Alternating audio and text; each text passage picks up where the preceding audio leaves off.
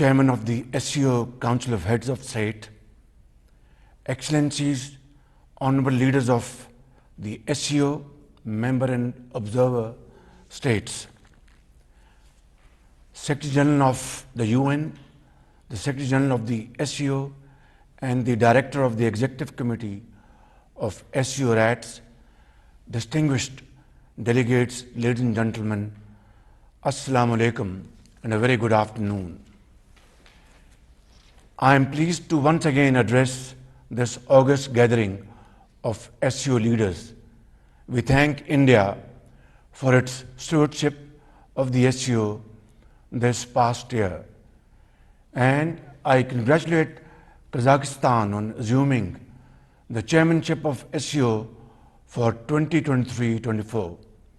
My best wishes to my brother, His Excellency Kasim Jomart Tokayev, President of Kazakhstan, as the incoming SCO chairman. And I'm very confident that under his sagacious leadership, the SCO will continue to grow and prosper.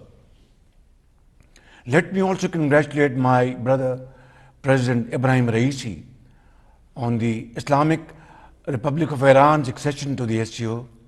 As a full member, we warmly welcome you and are confident that Iran's inclusion will immensely benefit this organization.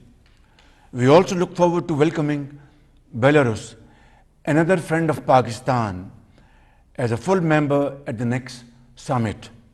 I am also delighted to congratulate Bahrain, Kuwait, Maldives, Myanmar, and United Arab Emirates on their accession as new dialogue partners.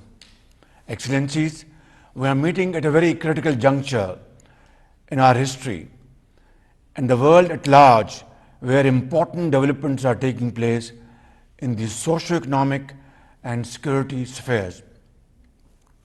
In this era of global geopolitical flux, the SCO has acquired added significance as a beacon of stability, security, peace, and progress.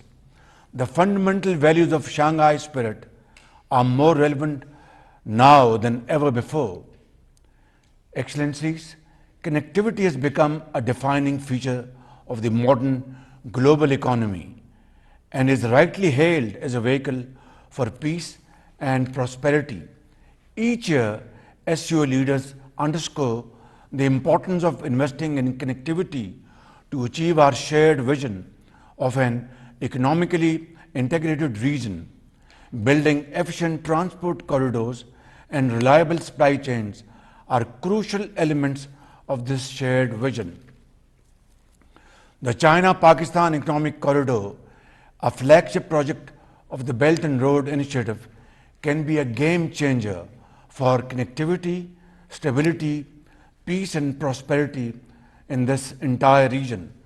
Pakistan's location serves as a natural bridge connecting Europe and Central Asia with China, South Asia, and Middle East. Special economic zones being set up under the CPEC framework have direct access to our ports, which can serve as convenient conduits for regional trade promotion. And to that end, Pakistan plans to host the SCO Conference on Transport Connectivity for Regional Prosperity in the last quarter of 2023. Excellencies, the SCO member states have a shared interest in ensuring peace and stability in the region, which is a precondition for economic development anywhere in the world. The hydra-headed monster of terrorism and extremism, whether committed by individuals, societies, or states, must be fought with full vigor and conviction. Any temptation to use it as a cudgel for diplomatic point scoring must be avoided under all circumstances.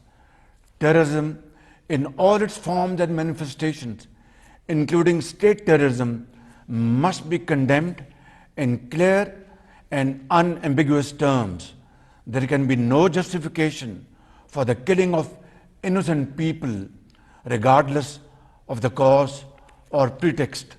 Similarly, religious minorities should never be demonized in the pursuit of domestic political agendas. While the sacrifices made by Pakistan in fighting terrorism are without parallel, this scourge continues, unfortunately, to plague our region and remains a serious obstacle to the maintenance of peace and stability.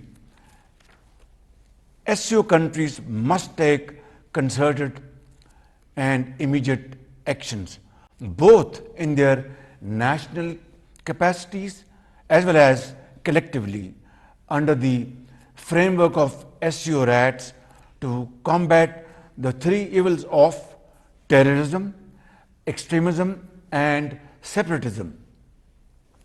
Excellencies, the achievement of lasting peace and security in the region is both a common concern as well as a responsibility of all honorable SCO leaders.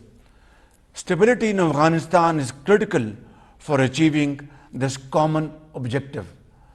The international community currently finds itself in a standstill with Afghanistan. The cascade of unmet expectations has meant that critical support needed by Afghanistan to ward off a grave humanitarian crisis, prevent an economic meltdown, and to combat terrorism has been withheld. This policy needs an urgent reset. The international community should meaningfully engage with the interim Afghan government to take the next steps. Similarly, the interim Afghan government must also take concrete measures to ensure its soil is not used for terrorism by any entity.